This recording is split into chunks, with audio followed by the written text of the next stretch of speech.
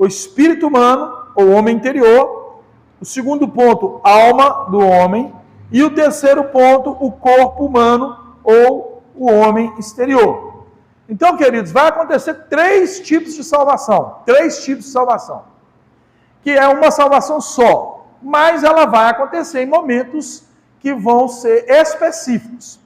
Quando alguém declarar Jesus como o único e suficiente Senhor e Salvador, o que vai acontecer nesse exato momento? Ele vai se tornar um espírito recriado segundo a natureza de Cristo. Segundo a natureza de... Pronto. E o que acontece? O homem agora, ele tem uma consciência, ele tem uma alma. E essa consciência, essa alma, ela vem de anos de erros.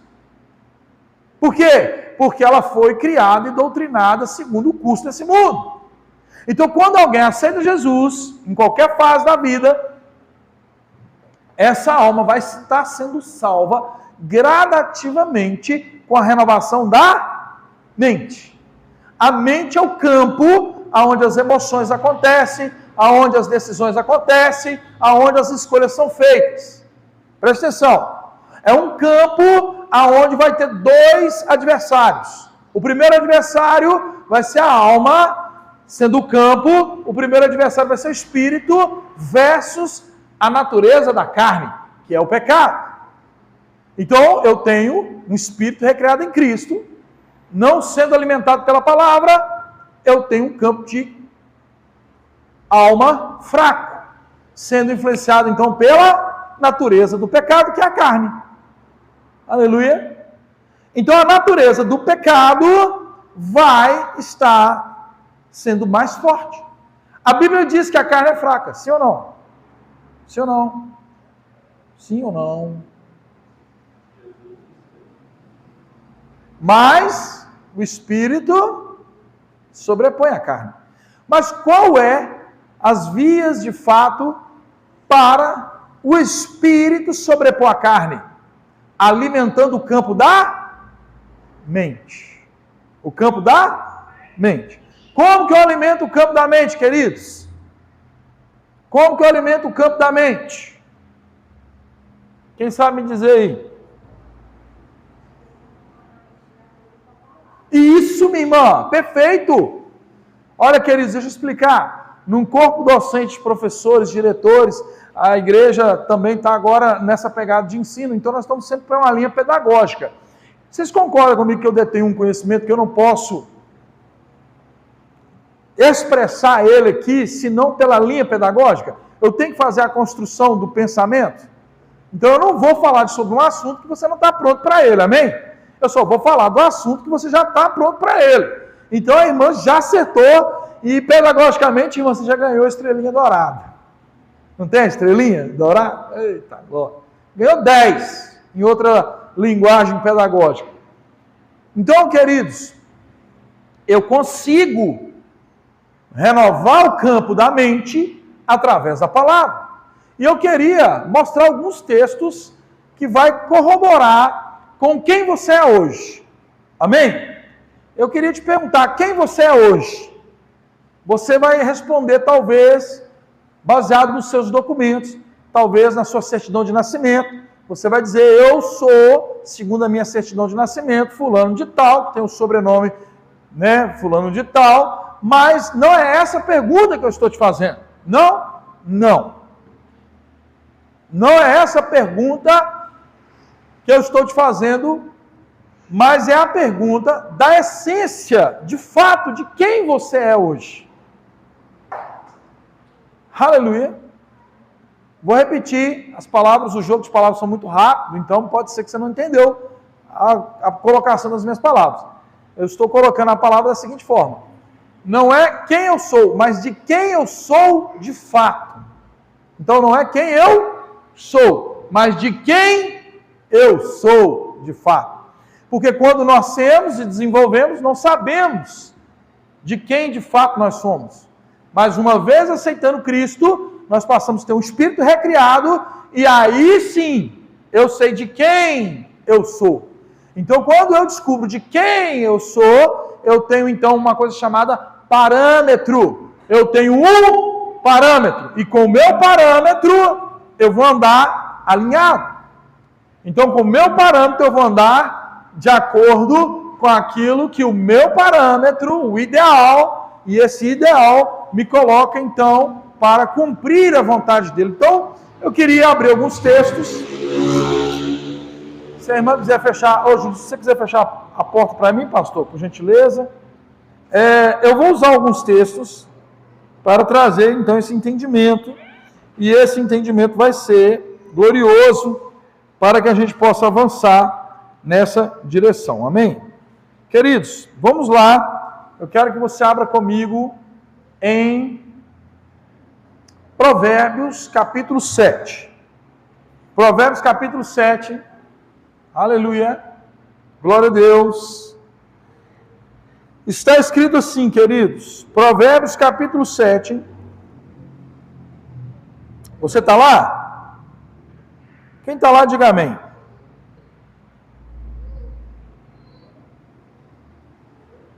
Provérbios, capítulo 7.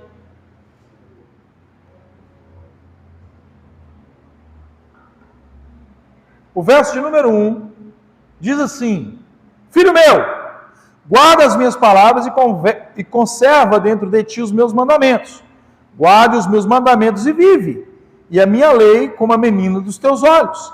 Ata aos dedos, escreve na tauba do teu coração. Amém? Todos entenderam? Então, quem entendeu, explane aí para mim o que você entendeu. Fala aí, Eda, o que você entendeu? Falando para conservar dentro da gente, no coração da gente, as palavras dele, escrito. Os mandamentos de Deus, amém? Não é isso? Isaías, capítulo 1, verso 19. Roberta, você abre aí e lê para nós? Só o verso 19. Aleluia. A mulher consegue cuidar da criança, atender o telefone, ler a Bíblia, louvar, adorar. Mulher pode, né? Homem não. Isso, lê para nós, minha irmã. Não tem problema.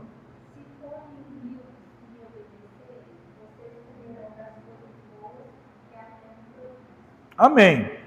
Apesar da versão dela ser diferente, o sentido é o mesmo, amém? Mas eu vou ler aqui na minha versão para poder corroborar. Que diz assim, se quiserdes, primeiro você tem que ter um querer. E me ouvir. Ouvir o quê? Ouvir o quê? A palavra, amém? E está em acordo com Provérbios 7, ok? Guarde, ate no teu coração aquilo que é os meus mandamentos. E aí vivereis. Não é isso que está escrito? E ele diz, comereis o melhor da terra. Então agora eu já posso viver e eu posso comer o melhor da terra. Em 2 versículos diferentes eu consigo chegar a essa conclusão, ok? Qual é o princípio então? Qual é o princípio master da ideia aqui? Qual é o princípio que está estabelecido nos 2 versículos? Exatamente. O observar a palavra, que é os mandamentos de Deus. Amém? Aleluia, vocês estão bem? Glória a Deus, está dando para entender?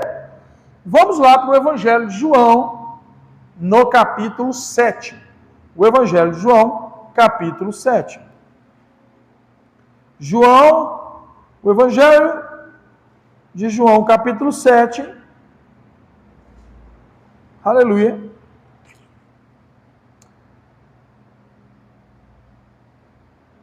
A partir do verso 14. Amém? João, capítulo 7, a partir do verso 14. Vamos ler aí. Corria já em meio a uma festa, e Jesus subiu ao templo e ensinava. Então os judeus se maravilhavam e diziam: como sabes estas letras sem ter estudado? Júlio, abre a porta lá. Está aberta, parece que está chegando gente ali. Confere ali. Está chegando gente ali. Eu quero que vocês entendam que eles estão indagando a Jesus da onde ele detinha o conhecimento. Jesus poderia ter falado, eu fiz faculdade, né? Ele poderia falar, não, ele vai falar algo, e esse algo que ele está falando está atrelado aos 2 textos anteriores que nós já lemos. Preste atenção, o texto diz assim, respondeu Jesus, o meu ensino não é meu, e sim daquele que me enviou. Se alguém quiser fazer a vontade dele, conhecerá a respeito da doutrina, se ela é de Deus ou se falo por mim mesmo. Quem fala por si mesmo está procurando a sua própria glória, mas o que procura a glória de quem o enviou, esse é o verdadeiro, e nele não há injustiça. Amém? Então vamos entender. Jesus é questionado sobre uma doutrina. Quem questionou? Quem sabe me dizer? Quem estava questionando, Roberto? Não tem problema, eu vou falar. Os sacerdotes que estavam questionando a Jesus, que são judeus. Agora a pergunta é, eles sabiam ou não sabiam os mandamentos? Eles ouviram o que Jesus havia dito e diziam, de onde vem tanto conhecimento? Sim ou não? Ouviram ou não ouviram? Ouviram. Eles entenderam? Não. Por quê? Eles duvidaram. Opa! E o que Jesus afirma para eles? A doutrina que eu falo, eu não falo de mim, mas daquele que me enviou. Estava falando da doutrina de quem? E o que ele sugere? Vocês não estão ouvindo o que eu estou falando. Jesus está sugerindo essa ideia para eles. Vocês não estão ouvindo. Porque se vocês tivessem ouvido, de fato, vocês saberiam discernir de qual doutrina está sendo falada. Agora eu pergunto, se eu chego aqui e começo a pregar uma doutrina, como é que você vai fazer para saber se a doutrina que eu prego é de mim mesmo ou ela é do céu? Aí a mente tem que estar renovada na palavra. Aleluia. Vocês entenderam? Agora a pergunta é, qual é o nível de conhecimento que você tem da palavra? Será que você seria capaz de discernir? Porque aqueles homens, eles eram doutores na lei. Agora, por que, Roberta, mesmo eles ouvindo Jesus falando da doutrina que era de Deus, o crucificaram?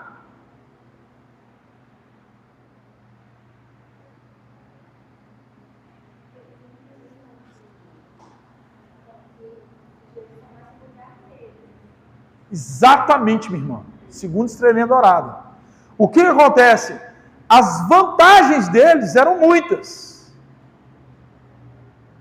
Então, veja bem, o espírito de influência que havia neles, queriam mostrar para eles que se Jesus tomasse, a vantagem deles acabaria. Vou usar outro texto, amém? Vocês estão prontos para o próximo texto? Quem lembra do rico? Jesus encontra o jovem rico vira para Jesus e fala, o que farei para herdar o reino? Jesus vira para ele e fala, ei, tem observado as leis, os mandamentos, tem cumprido tudo que é necessário? E ele tem, o Deus de quando eu sou criança. Pois bem, ali acabaria o assunto, correto? Mas ele, o rico, sugere a ideia de que ele queria ir além. Aí Jesus olhou para ele e falou, você quer ser perfeito? Aí ele fala, vá, vende tudo que é teu, distribua aos pobres, negue-te a ti mesmo e me siga. E o texto diz que ele saiu triste porque ele era dono de muitas riquezas. Preste atenção. Ele ouviu Jesus? Sim. Qual foi a decisão dele? Preste atenção agora, para a gente poder avançar. Os sacerdotes estavam com o coração nas vantagens. O rico estava com o coração nas vantagens. E o que a Bíblia diz? Que a boca fala o que está cheio o coração. O que é o conselho de Provérbios 7? Ata os meus mandamentos no seu coração e viva! Uau! Isso te alegra? Isso muito me alegra. Então preste atenção, o que difere uma pessoa que de fato sabe de quem ela é? A atitude. A atitude não está alinhada com Deus quando há uma soberba, quando há uma ignorância, quando há uma pessoa tentando tirar vantagens daquilo que são obras de Deus. Uau! Então, eu começo a ter na minha mente uma sabedoria, porque eu renovei a minha mente na palavra, e agora eu sei se a doutrina que eu estou seguindo, ela é de Deus ou não é de Deus. Se fala do amor, é de Deus, porque Deus é amor. Mas se tem vantagens, ela não pode ser de Deus. Agora, como que eu posso fazer esse filtro dentro de mim? Eu posso olhar, eu preocupo com a aparência, com a grandeza, eu preocupo com as vantagens de isso ou de aquilo, ou eu estou disposto a me submeter humildemente e fazer a vontade de Deus, porque eu estou vendo que a doutrina que eu recebo, ela é de Deus. Então, quando alguém tira vantagem, ela está buscando a sua própria. E o que diz, Éder, lá em Tiago? Lá em Tiago diz assim, e nós precisamos saber, pediu e não recebeu. Por quê? Para a sua própria. E um reino, ele é individual ou ele é coletivo? Roberto, um reino, ele é individual ou coletivo? Reino. A palavra reino arremete a sua mente a uma coisa individual ou coletiva? Ah, é? É mesmo? Ó. É assim que você vê o reino? O reino não é constituído por um rei, por uma rainha, pelos súditos, não é constituído por um povo, e aí o rei vai cuidar para que todos sejam de igual modo tratados. Qualquer reino, no sentido do coletivo, ele vai trabalhar em qualquer reino, até o reino natural, o reino humano, ele procura trabalhar coletivo, ainda que tenha corrupção. Mas isso é outro assunto, é o Deus deste século. Falando do reino de Deus, ele é um corpo bem ajustado, por juntas e medulas. Quem é o cabeça? Quem é o rei?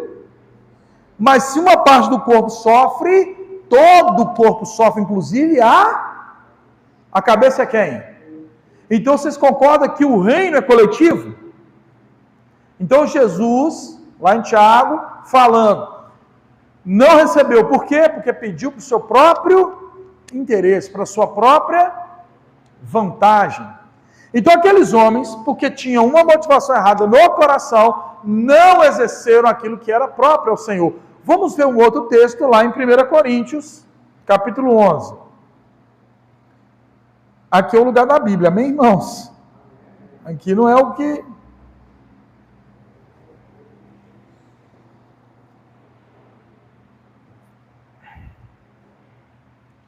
O verso 2, 1 Coríntios, capítulo 11, o verso 2. 1 Coríntios, o livro de 1 Coríntios, capítulo 11, o verso 2. Amém? Eu vou ler para vocês aí a partir do verso 11, fala assim, ó. De fato, eu vos louvo, porque em tudo vos lembrais que de mim retendes as tradições, assim como eu vos entreguei. Que tradição? A palavra tradição é o mesmo significado de doutrina. A doutrina que Cristo está dizendo, as tradições de Cristo, a mesma coisa. Verso 3, quero, entretanto, que saibais que Cristo, o cabeça de quem? Quem está acompanhando? Hã? Então Cristo é o cabeça de todo? Aí, ele está referindo-se ao homem, sendo o homem, e o homem o cabeça da mulher.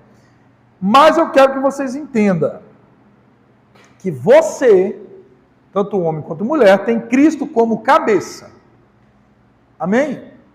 Então Jesus é o cabeça. Agora eu quero que vocês vão comigo aí no mesmo capítulo, aí para o verso de número 17.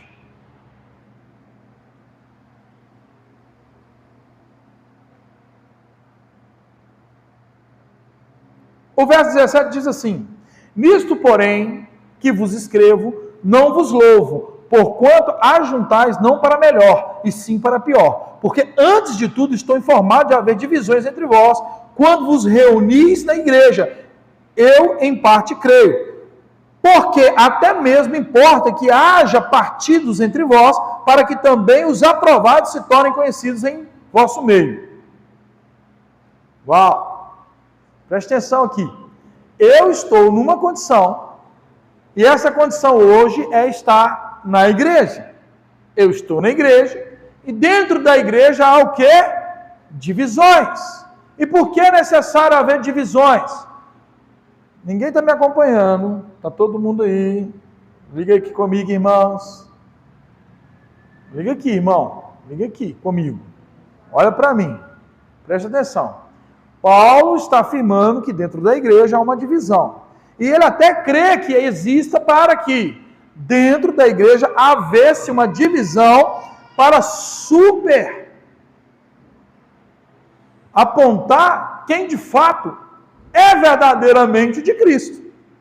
O assunto da carta que começa no 11, dizendo que Jesus é o cabeça de todo homem, aqui ele está falando que entre nós há divisões. Igrejas onde há panelas, igrejas onde há falácias, que não deveria haver entre nós, mas se há, para que há essas falácias? Para que haja os que são verdadeiramente escolhidos. Porque os escolhidos não vão aceitar essas condições, não vão aceitar fofoca, não vão aceitar falso testemunho, não vão aceitar uma vida. Por quê? Porque nós somos, de fato, os separados, para que houvesse o quê? Um tratamento para aqueles que querem viver em desobediência.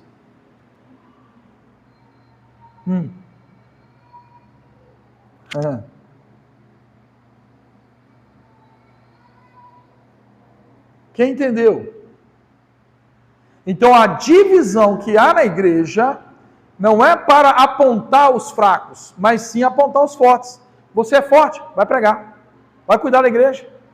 Você é o separado, vai fazer a vontade. Presta atenção. O que o Espírito está dizendo para nós é, se eu tenho a natureza de Cristo, a qual Cristo é o cabeça, e eu sou separado para isso, eu tenho que dar um bom testemunho para isso. Aí a pergunta que eu estou te fazendo, de quem você é? Você é de um sistema que a aparência manda? Se a igreja não tiver isso, se não tiver aquilo, eu não congrego. Se ela não for uma igreja de renome, se ela não tiver estrutura, se ela não for assim, se ela não for assado. Mas me fala aí, irmãos, como é que a primeira igreja surgiu? Surgiu em meio à necessidade dos santos. Ela não surge com estruturas. Ela não surge com tantas e tantas adversidades. Então o que acontece? A ideia que se dá é, se não for assim, se não for assado, eu preciso de estrutura. Não, você precisa da sã doutrina de Cristo. É disso que você precisa. E aí os recursos vão chegar, aí você faz um templo gigante, faz o que você precisa fazer. Mas tem que ser quebrado em mim. O que é que tem que ser quebrado em mim? De fato, a doutrina dos homens. Eu preciso da doutrina que vem de Deus.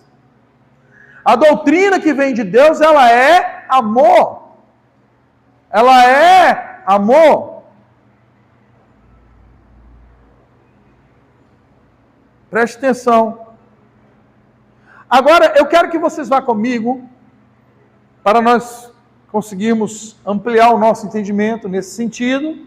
Eu quero que você vá comigo aqui para um texto que está em Gálatas, capítulo 2. Gálatas, capítulo 2.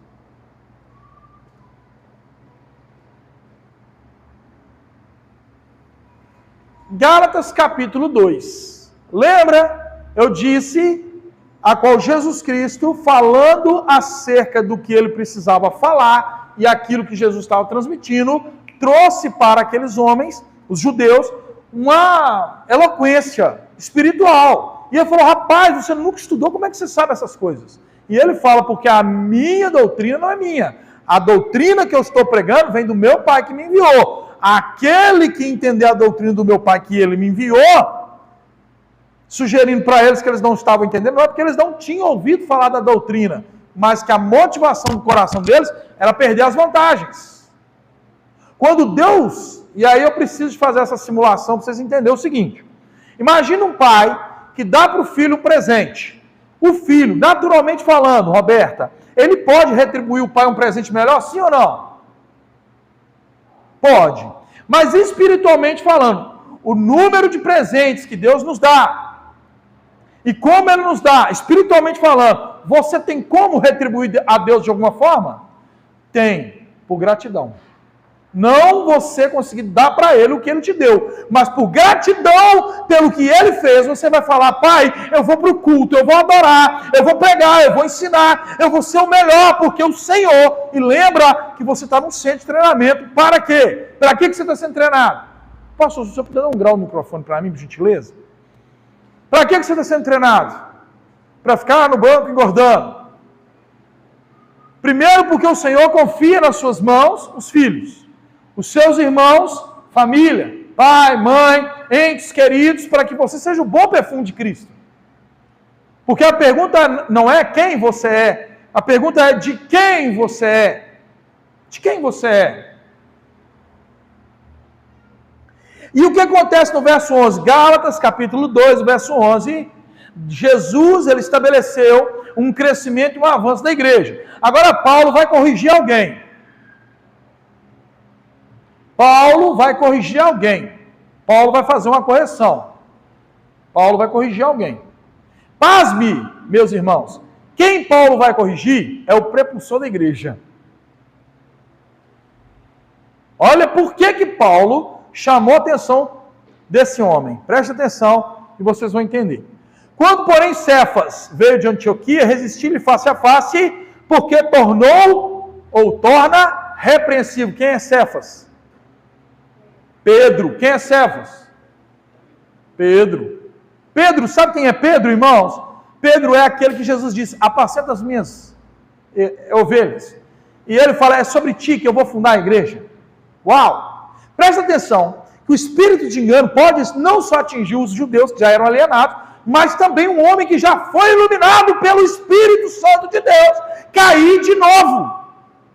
Então é possível alguém ir para a igreja, ser cheio do Espírito Santo e viver uma palavra de engano? Sim.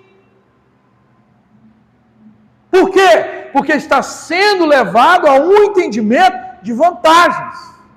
Porque a minha igreja tem isso, tem aquilo, é assim, é assada, mas não tem o verdadeiro, não adianta. A sã doutrina de Cristo não está lá, não adianta.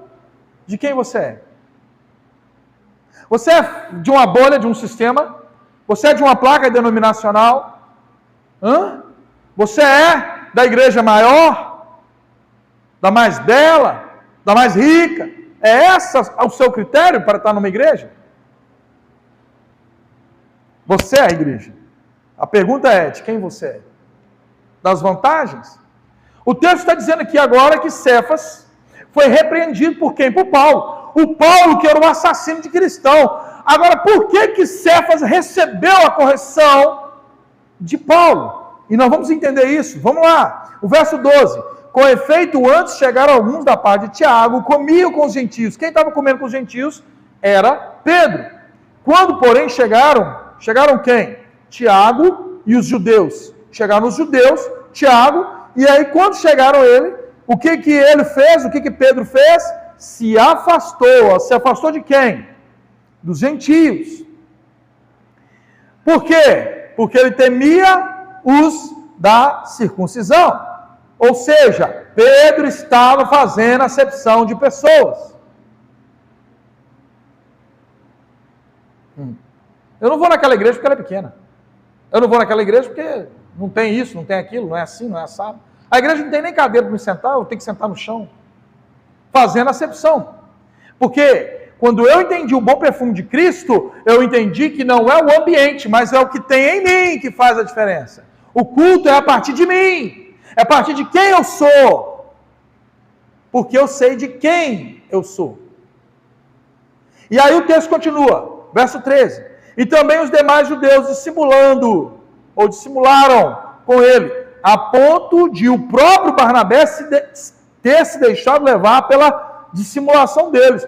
Quando, porém, vir que não procediam corretamente segundo a verdade do Evangelho, disse a Cefas, na presença de todos: se, sendo tu judeu, vive como gentio e não come com judeu, por que obrigas os gentios a viverem como judeu? Pedro chamou você no canto. Vem cá, Pedro, não foi assim que Foi assim que Paulo fez? Vem cá no cantinho, deixa eu conversar com você aqui. Foi assim que ele fez? Não, ele expôs Pedro na frente de todo mundo. O que ele fez?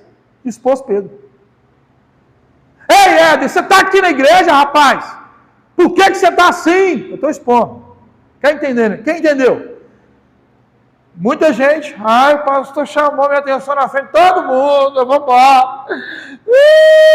Não vou estar naquela igreja.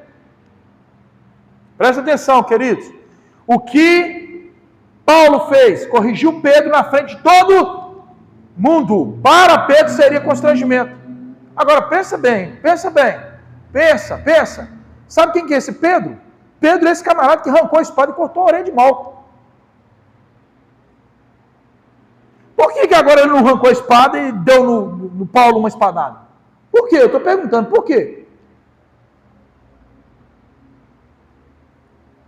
Porque o que Pedro entendeu não foi o que Paulo estava dizendo, mas o que o Espírito estava dizendo através de Paulo. Então, quando Pedro teve uma atitude de temor, quando Pedro retrocedeu e não avançou no erro, ele retrocede, ele escuta não Paulo falando, mas o Espírito de sabedoria que estava em Paulo por meio de Jesus Cristo, para que Pedro não fizesse acepção. Você está me ouvindo? Você não está me ouvindo. Você está me ouvindo? Não, você não está me ouvindo. Você está me ouvindo? Não, você não está me ouvindo. Você está ouvindo o Espírito Santo através de mim. Quem entendeu? Por quê? Porque eu sei quando a doutrina que eu estou ouvindo, ela é de Deus ou não. Por quê? Porque quando um pai ama um filho, ele deixa o menino cair no buraco. Ou corrige? Corrige ou não corrige? Pense numa criança que está caminhando para um buraco e o pai grita, filho! Esse pai é mau porque gritou? Mas tem gente que acha que quando um pastor corrige, porque o Espírito mandou, ele é ruim. A pergunta não é quem você é, mas de quem você é. Essa é a pergunta que você tem que se fazer. Essa é a realidade da nossa nova natureza. Pedro teve o temor. Pedro entendeu que não era Paulo falando. Pedro entendeu que era o próprio Jesus na pessoa de Paulo falando com ele. Porque Paulo sabia de quem ele era. E o texto vai se dizendo, e ela vai se desenrolando, aí no verso 16 ele diz assim, sabendo contudo, que o homem não é justificado por obras da lei. No verso 16, tá, irmãos? E sim mediante a fé em Cristo Jesus. Também temos crido em Cristo, para que fôssemos justificados pela fé. Em Cristo, e não por obras da lei, pois por obras da lei ninguém será justificado, mas se procuro ser justificado em Cristo, fomos nós mesmos também achados pecadores. Dar-se-á acaso se Cristo é ministro do pecado? Certo que não. Porque se torna a edificar aquilo que destruir, a mim mesmo me constituo transgressor. Porque eu, mediante a própria lei, morri para a lei, a fim de viver para Deus. Estou crucificado com Cristo. Logo já não sou eu que vivo, mas Cristo vive em mim. E o viver que eu tenho na carne, vivo pela fé no Filho de Deus, que me amou e a si mesmo se entregou a mim. Não anulo a graça de Deus, pois, se a justiça é mediante a lei, segue que morreu Cristo em vão. Você entendeu a leitura? O que você entendeu, Romo? Da leitura.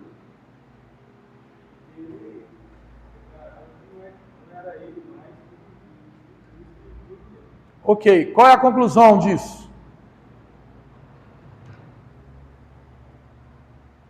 Qual que é a conclusão de eu viver em Cristo? Qual é a conclusão, Ed? Largar o que é Deus particular para fazer a vontade do Pai. Não é isso que ele quer. Fala, pastor. Você não prestou atenção? Fala, Roberto.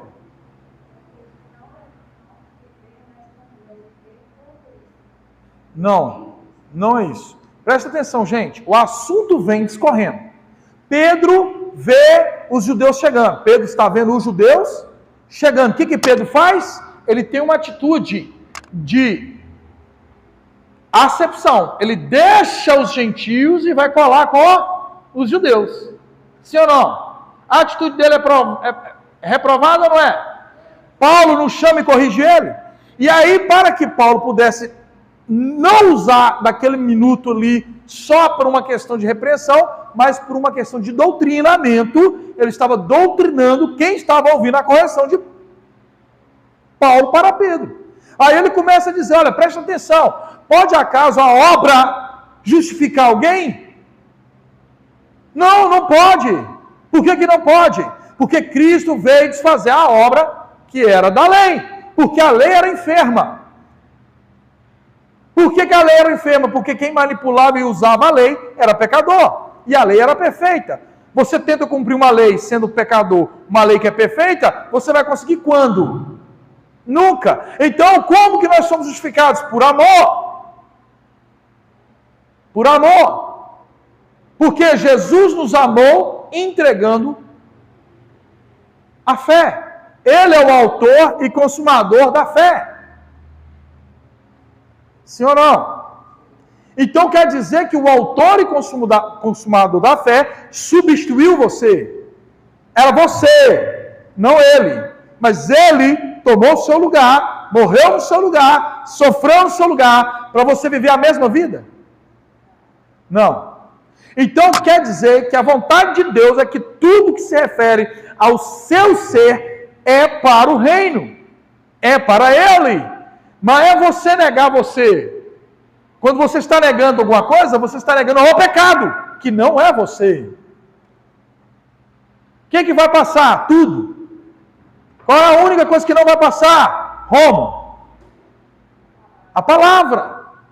Agora preste atenção, em tudo que nós nos apegamos, são coisas momentâneas e passageiras. A Bíblia diz que o que o seu olho vê é momentâneo e passageiro. Mas aquilo que é eterno, seus olhos não estão vendo. Que é a palavra. O Espírito da verdade que o mundo não pode receber. Mas você pode. Você não pertence ao mundo. E aí ele conclui dizendo, o que nos faz ser justificado? Logo não sou eu quem vivo. Cristo vive em mim. Por quê? Porque eu crucifiquei minha carne com Cristo. Já agora não vivo mais eu. Então quer dizer que a minha vontade sempre foi e sempre vai ser fazer a vontade de Deus. Não é eu me abster de ter um carro, uma casa, uma estrutura, uma família, não é isso.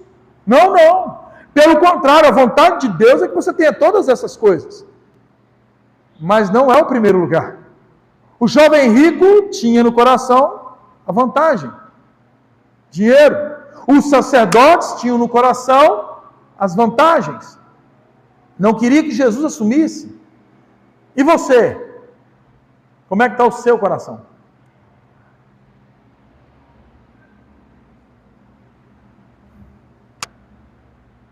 Como é que está? Quem está aí no seu coração? É Jesus? É os mandamentos atados ao seu coração? Você tem cumprido esses mandamentos? Ou você tem sido ensinado por uma doutrina de homem, a qual você está fazendo acepção de pessoas? Então o nível que Jesus está nos chamando, é porque ele desceu para o nosso nível para pegar a gente e levar ele para o nível dele. E qual é o nível dele? Oh, aleluia! Qual é o nível de Jesus?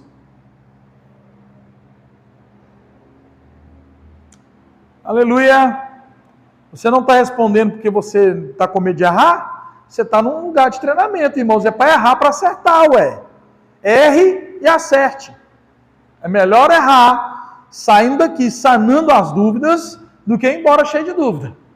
Esse é o seu momento. Foi para isso que Jesus preparou esse lugar. Para que você cresça. Aleluia! Glória a Deus!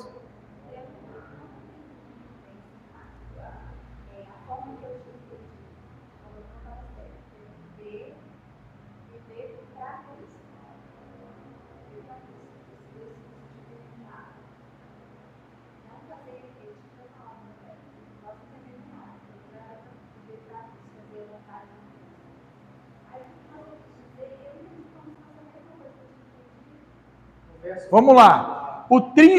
Está intrínseco em você, Roberto, amar suas filhas? Sim ou não? Sim, você precisaria de Jesus para amar suas filhas? Que não. Mas qual é o melhor padrão, ou o melhor exemplo, ou que seja a melhor forma de você amar alguém? Jesus disse, não tem maior amor do que dar a vida pelo irmão. Quem disse isso? Jesus. Quem é o seu parâmetro? Jesus. Quem é a palavra? Jesus. Ele está dizendo, agora não vivo mais eu. O exemplo que eu tenho não é mais aquele exemplo meu, que matava. Mas em vez de eu matar, agora eu vou morrer por ele. Percebe? Então veja bem, a sua pergunta já está respondida a partir do princípio de que você já nasceu dotada de amor. Mas o amor que não se desenvolveu segundo o caráter de Cristo. Mas um amor que foi desenvolvido por doutrinas humanas, por religiões limitantes. Percebe? Então você está na condição hoje de filha, herdeira, co-herdeira de quê? Do reino. Você é a melhor expressão de Deus na terra hoje. Você, Éder, é a melhor expressão de Deus na terra hoje. Se eu consigo expressar o amor de Deus, por que eu vou fazer isso? Porque eu quero ser salvo? Quem vai amar, quem vai fazer a obra porque quer ser salvo? Levanta a mão aí. Não é essa a nossa motivação, correto? Então por que eu faço agora? Por amor, beleza. A resposta por amor é bacana também. Por quê? Já fui salvo. Eu não amo se eu tenho uma condição. O amor, ele é sem condição, ele é incondicional. O verdadeiro amor, ele é incondicional. Jesus sabia que nós não tínhamos como pagar. Mesmo assim, ele se despiu de sua glória, ele veio na natureza natural do homem, nascido de mulher, sofreu, padeceu, transpassado, moído pelas nossas transgressões. Ele substituiu você. Sabe o que você tinha para oferecer para ele? Esse é o amor incondicional, o amor do tipo de Deus. Assim como ele nos amou, devemos amar o próximo.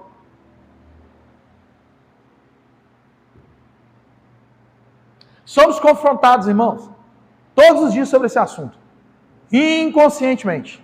Deixa eu explicar. Muitas são as aflições dos justos na terra. Por quê? Porque ele vai ver pessoas numa condição e ele não vai aceitar porque ele é justo. Ele é Jesus. Você é Jesus. Me ajuda a pregar, irmão? Fala assim, glória a Deus, pastor. Dá um créditozinho para mim, vai. Amém, pastor. Entendi, eu sou Jesus. Ficou a cara de será. Foi o que Paulo sugeriu a Pedro, quando Pedro fez a acepção, ele chamou, exortou na frente de todos, ele chamou a atenção de todos, na frente de todos, para que ele pudesse criar a linha de doutrina. Já não sou eu mais quem vivo, mas Cristo vive em mim. E o viver que eu tenho na carne é pela fé no Filho de Deus. Eu posso e devo entender isso plenamente dentro de mim. Eu não posso ficar negligenciando ou negociando princípios estabelecidos pelos mandamentos de Deus. Quem lembra do Provérbios capítulo 7? Recita aí. Atai todos os mandamentos no teu coração e viva. Lá em Isaías 1,19. Se credes e me ouvires, comereis o melhor dessa terra. Viva e coma do melhor. Preste atenção. Jesus já estava falando.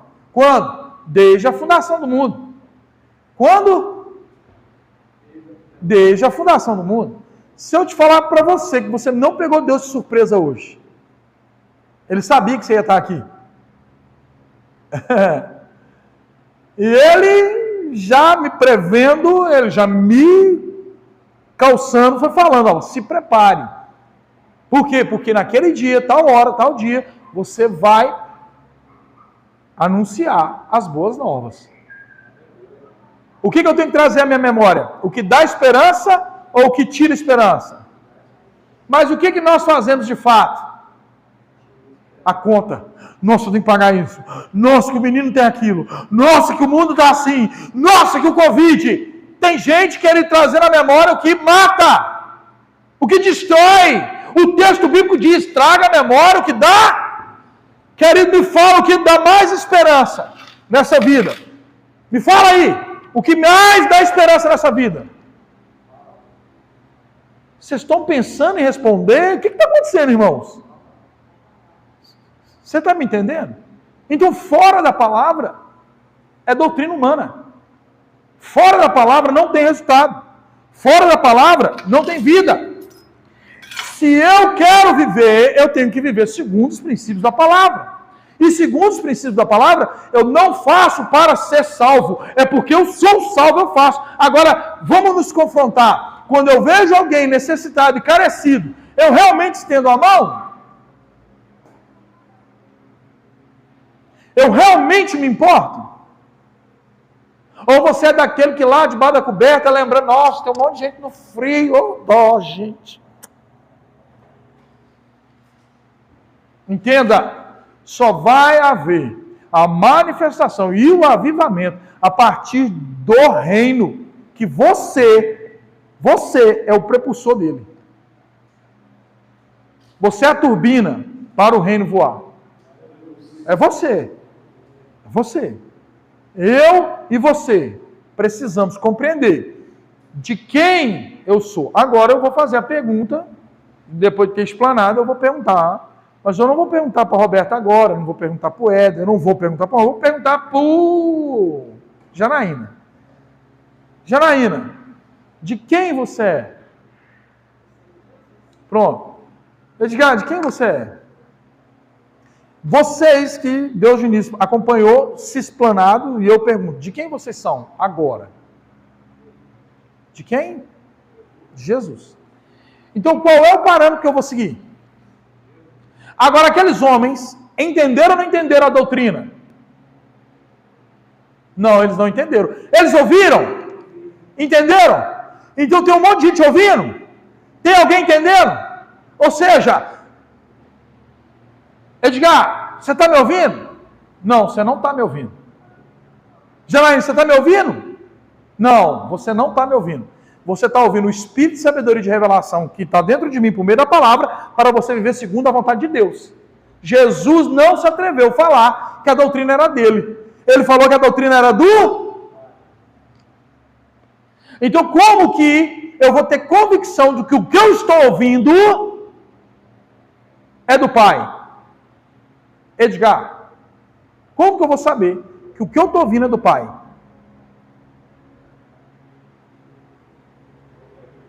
Boa pergunta? Beleza. Hã? Janaína. Essa eu já te falei aqui antes, né? Vocês três têm que saber, Janaína.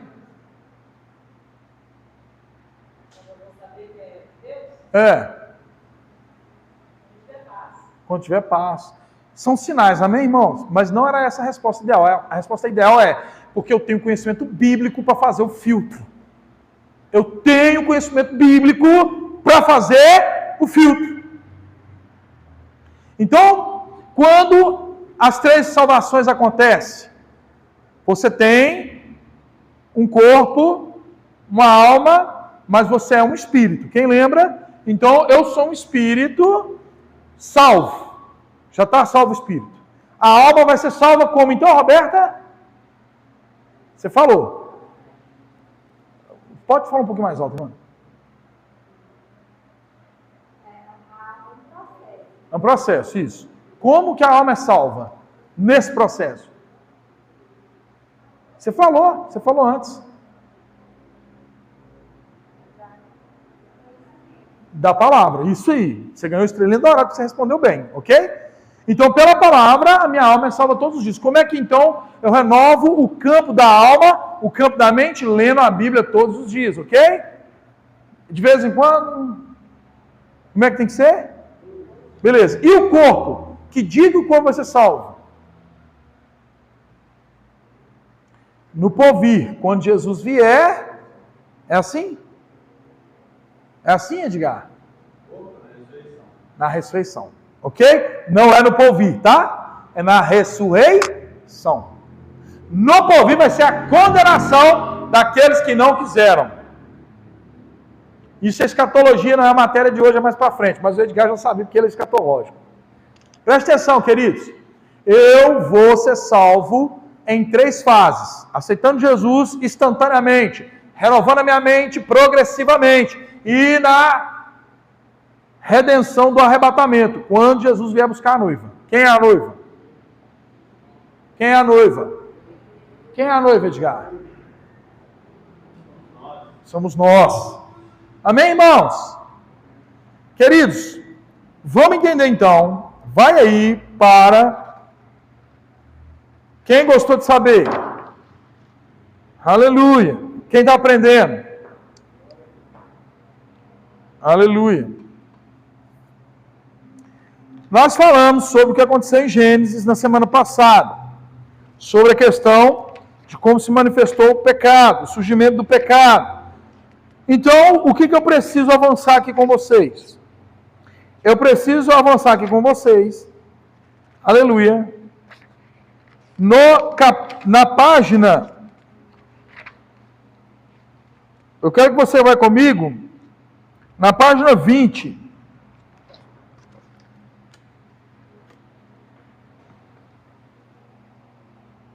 Na página 20, nós temos aí um título dizendo assim: o princípio da legalidade estabelecido por Deus. O princípio da legalidade estabelecida por Deus. Deixa eu fazer uma pergunta. Quando Deus estabeleceu a lei em amor, não a lei em ordenância, quando Deus estabeleceu, havia os 10 mandamentos, sim ou não? Não. Quando foi que Deus estabeleceu?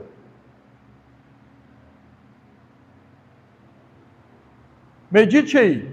Nós vamos voltar nisso. Segura aí. O primeiro ponto aí está em Gênesis 1, 28. Eu vou ler para vocês. E Deus lhes abençoou, lhes disse: sede fecundo, multiplicais, enchei a terra. E sujeitai, dominai sobre os peixes do mar, sobre as aves do céu, e sobre todo animal que rasteja. O princípio da legalidade de Deus é que o homem recebesse o governo.